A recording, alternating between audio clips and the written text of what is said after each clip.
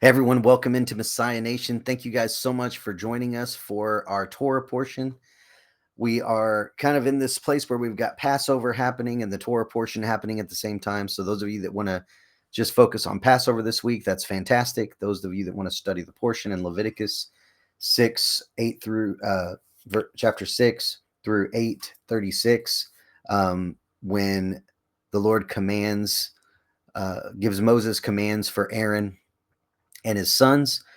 This is where we are kind of leading into at this point. So you can take this the following week. You can take them both this week, whatever you guys want to do as far as your studies in your individual groups. So this is the overview of what we're talking about: instructions for concerning sacrifices, further instructions concerning the different offerings, and then the idea of ordination. So we are specifically going to focus on what the significance of the burnt offering is for us. Now, we have the physical signs, but then what are we supposed to take away or learn from the fact that this is a continual burnt offering? So let's read Leviticus 6, beginning in verse 8. It says this: Then the Lord spoke to Moses, saying, Command Aaron and his sons, saying, This is the law for the burnt offering. The burnt offering itself shall remain on the hearth on the altar all night until morning, and the fire on the altar is to be kept burning on it. The priest is to put on his linen robe, and he shall put on a linen undergarment next to his body. And he shall take up the fatty ashes to which the fire reduces the burnt offering on the altar and place them beside the altar. Then he shall take off his garments and put on other garments and carry the fatty ashes outside the camp to a clean place. And the fire on the altar shall be kept burning on it. It shall not go out, but the priest shall burn wood on it every morning and shall lay out burnt offerings on it and the offering and offer up in smoke the fat portions of the peace offerings on it. Fire shall be kept burning continually on the altar. It is not to go out. So that last verse there, verse 13, fire shall be kept burning continually on the altar. It is not to go out. That's kind of the idea that I want us to keep as we talk through this subject. All right, let's look at the burnt offering for a second. Let's look at some of the things we just read. First of all, this is the offering that burns all night. It burns into the morning. For an individual, this is a voluntary offering. Now, I want you to notice something about this offering. It is both corporate and individual. So there are people that would bring a burnt offering to the Lord. It is a sign, verse number 6 there. It's a sign of complete dedication to the Lord. Sometimes people would bring it back if they're maybe going into a new season or a new calling or a new something that's happened to them. They want to rededicate their life. They want to do something like this. They want a symbol of total dedication to the Lord. But there is also a continual burnt offering for the children of Israel as a whole taking place. The individual one is voluntary, but the corporate one was a necessity. So it's offered at the doorway. If I'm bringing my individual offering to the doorway, or to the altar, it's going to be offered at the doorway of the tent of meeting. That's a foreshadowing of Passover, right? Where you have the doorpost and the lintels. You have the blood of the sacrifice on those. Why? It's a threshold covenant, but we won't get into that today. But the priest burns the entire offering until all that's left are the fatty ashes, like it mentions. But then notice that last part that we just read, it said those ashes are also burned as well. So this thing is completely consumed down to nothing. And again, there at the end, it's offered as a complete dedication to the Lord, a life dedication, total life dedication. And so the symbolism here is that we are putting the flesh to death, both personally and corporately, meaning in my own life, I am going to live differently because the Lord is I'm dedicating my life to him. So he now gets to tell me how to live. So I'm putting my personal flesh to death to live the way he is going to ask me to live. And secondarily, I'm going to do the same thing in a corporate setting. Now, here is what's significant about that. In a corporate setting where God is calling the shots, he's calling us to live in harmony with one another, not where there is a human being that has set themselves up as an earthly Moses or a leader that everybody is supposed to do what they say. That is not the idea here of a corporate model of putting my flesh to death. That, yes, I put that to death in order to lift up my brother, in order to serve my brother, in order to love my brother or my sister, but not to give my life away to another man. That is not how this works. That I'm dedicating my life to the Father and the Messiah, not to another man. Okay. We love the Lord our God with all our heart, soul, mind, and strength first. Then we love our neighbor as ourselves. So let's look at a few verses here. Job chapter 1, beginning in verse 5 says, when the days of feasting had completed their cycle, Job would send and consecrate them. He's talking about his children here, rising up early in the morning and offering burnt offerings according to the number of them all of his children. For Job said, perhaps my sons have sinned and cursed God in their hearts. So Job did this continually. So here we find a man, and a lot of people maybe don't know this, but Job is actually written in an ancient time period before Genesis even. Okay, not that the events in here happened before the creation. I'm not saying that, but Genesis actually was completed later than the book of Job. So Job lived a really, really long time ago, and he's talking to you here about what he would do in order to give an offering to the Lord of consecrating his children before the Lord. All right. It's an offering of consecration, of dedication. And in Genesis 8, when Noah, after the flood, when the waters subside, it says that Noah built an altar to the Lord and took every clean animal and every clean bird and offered burnt offerings on the altar. So this is after the flood. This is, once again, it is a rededication. It's a rededication of himself and his family to the work of the Lord, a rededication of the earth to the Lord. Now, I want you to notice something here. Isn't it interesting that this offering is existing even before these laws were given to Moses? Okay, so this isn't, it's like what David talks about. David talks about how the Torah is an eternal. It says, your law, O Lord, is eternal, from eternal back to creation, all the way to into the future.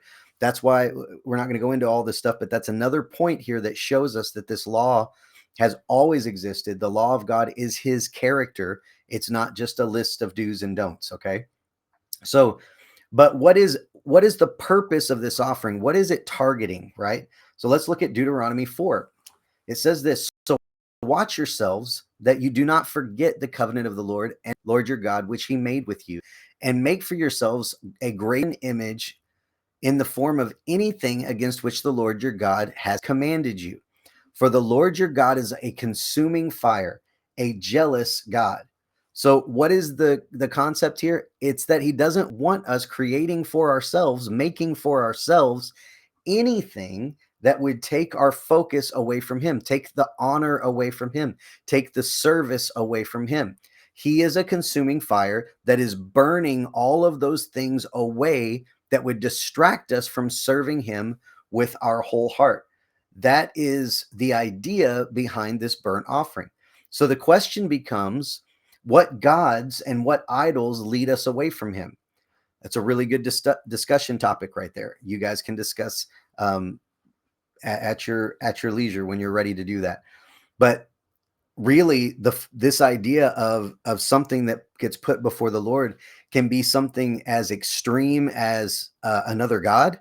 Whether it be materialism, or whether it be selfishness or pride or any of these things, or whether it's something as simple as me putting my wife or my children above what the Lord has asked me to do. So there's all kinds of places you can go there, but it's anything that leads us away from him. Here's the idea here. All right, let's fast forward to the New Testament. Here's a great verse that encapsulates this burnt offering. In Galatians 5, verse 24, it says this: now those who belong to Christ Jesus, to the Messiah, they have crucified the flesh with its passions and its desires. This is what that burnt offering is all about, crucifying the flesh. It picks up again in Romans chapter 8, and it says this: for if you are living according to the flesh, you must die. That's what that burnt offering is. We're putting that flesh on the altar, letting that burn away. Why? So that the next part of this verse can be true. But if by the Spirit you are putting to death the deeds of the body, you will live. For all who are being led by the Spirit of God, these are the sons of God. So we are trying to put that flesh to death. Obviously, not in our own strength. We're relying on the Spirit of God. We're relying on His goodness, His word, to do these things for us. But we are putting our focus in Him and not on ourselves. That really, if we're going to boil it down, what is the flesh? Well, the flesh is self. The flesh, sometimes it's, I've heard it said, it's not thinking less of yourself, but it's thinking of yourself less, and maybe thinking of Him more, thinking of others more. Really, if we wanted to make this very simple, it is, am I more important to me? Are my desires more important? Are my wants, my needs, my thoughts, myself, am I more important than what the Father is asking me to do? And if that is the case, that flesh needs to be burnt on the altar, so that dedication of my life can be true and full. John 3 says it this way: He must increase, but I must decrease. That's really what we're talking about here. Him increasing and me decreasing, because He is the one who is from above, and the one that the Father has given to us. He who comes from heaven is above all these things. Notice in verse 35, it says this: the Father loves the Son and has given all things into His hands. So if this is the one we are serving, then we cannot be putting ourselves above Him, because He is above all things, and that's where He needs to stay. There's a very fancy word that gets thrown around in the church a lot of times, and it's pretty much what we're describing here. This is the sanctification process. When we are saying we are wanting to be sanctified, this is what it is. It is less of me, more of Him. Less of my desire, more of His desires. Less of my flesh, more of His Spirit. Less of my lies and half-truths, and more of His truth. Let's look at a few verses that describe that to us. John 17:17 says this: sanctify them in the truth. Your word is truth. When we read the word, that is sanctification happening. Why? Because if we are going to live that truth, if we're going to believe that truth, we're going to take it at its word, that what He's written, then that means we are denying what maybe we think, and that contradicts that word, right? Hebrews 10:14. For by one offering He has perfected for all time those who are sanctified. This is that burnt offering. It is the perfecting process. It is the sanctification process. That is what He is doing. Has He taken care of things so that we can be forgiven? Absolutely. For all time? Yes. Past, present, and future sin? Yes.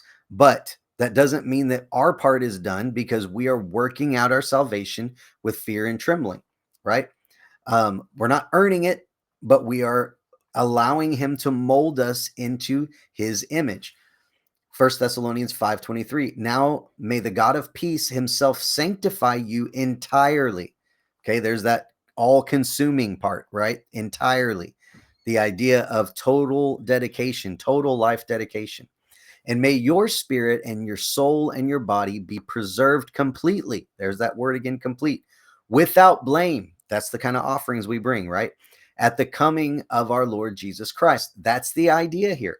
That our spirit, our soul, our body are sanctified by the God of peace entirely, completely, so that He is preserved in who we are. Now, Hebrews 12 is going to pick this up even more specifically and tell us this: see to it that you do not refuse Him who is speaking. Right? This is the back and forth that happens, right? God begins to speak to us, the Lord begins to say something to us, and we have that that cognitive dissonance happening in our mind and our spirit, and we have to say yes to him and no to our own desires and our own mind and our own thoughts. It says, for if those did not escape when they refused him who warned them on earth, much less will we escape who turn away from him who warns from heaven.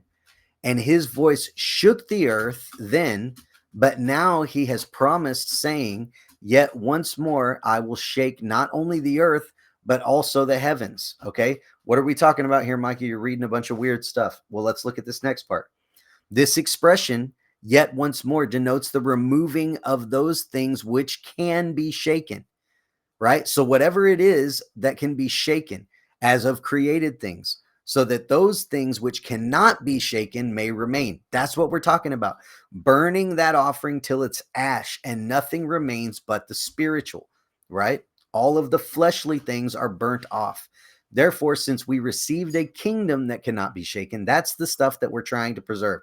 That's the refining process to get just that kingdom stuff shining forward, shining through. Let us show gratitude by which we may offer to the God an acceptable service. There's the part where we're getting involved here, with reverence and awe, for our God is a consuming fire. There's the idea there. That same words that were spoken back in the first part of what we read in that Deuteronomy passage. He is a consuming fire. So what's the idea here? That the burnt offering is the consuming fire that removes everything that isn't eternal. The temporal things, the fleshly things, the selfish things, the short-sighted things, the things that are just of this world. We want all that stuff burned away till only he remains. Only the stuff that is eternal remains. I want to end with this verse because this verse kind of gives everything perspective. Read this verse now with all of the stuff we just talked about. I have been crucified with Christ. What does that mean? I've put myself on the altar. I've become that burnt offering where all of myself has been reduced to ashes. And then even the ashes I've offered up as a smoke offering. And it is no longer I who live. So it's not my desires. It's not mine. It's not my mind. It's not my wants, my needs, my whatever. But Christ lives in me. And the life which I now live in the flesh, it's not my flesh anymore. It's being lived by faith in the Son of God who loved me and gave himself up for me.